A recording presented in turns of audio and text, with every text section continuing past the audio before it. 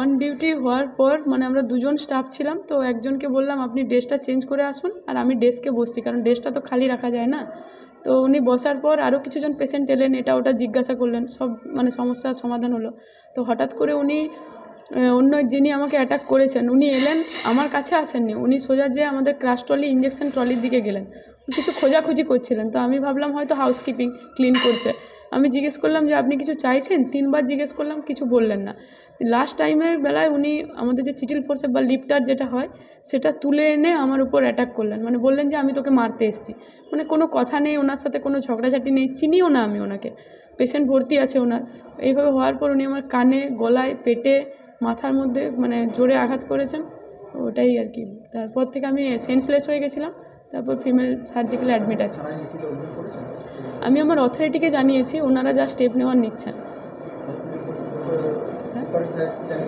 হ্যাঁ উনি জানেন সব।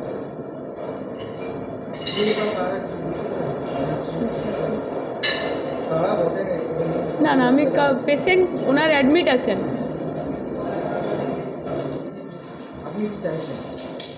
একটু নিরাপত্তা হলে ভালো হয়, এইভাবে কি কাজ করা যায়? আমরা এত পরিষেবা দেওয়ার পর যদি এইভাবে আমাদের উপর অ্যাটাক হয়, ধরুন দূরে, বাড়ি থেকে দূরে, এইভাবে তো ইয়ে করা যায় না।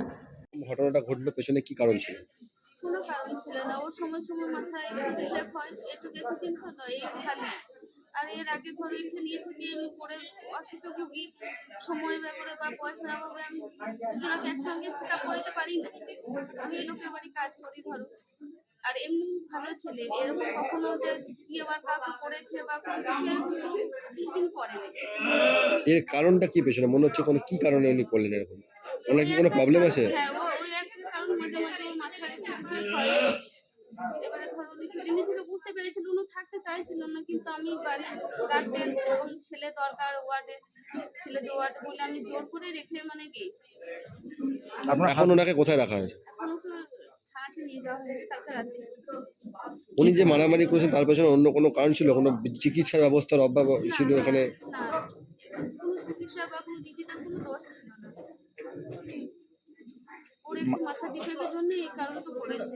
তার জন্য আমার রিকোয়েস্ট যেন ওর মানে একটা ভালো ছেলেকে যেন খারাপ না। ওনার যে মাথার ডিফেক্ট আছে তার জন্য আপনাদের কাছে সার্টিফিকেট বা কোনো এরকম কোনো চিকিৎসা হয়েছে? না, ওইটা আমাদের সার্টিফিকেটই নেই। চিকিৎসা করেছেন? কোনোদিন ভর্তি হয়েছে কোথাও? না, এই খালি হয়েছে তো 2-1 বার থেকে 3 মাস হয়েছে।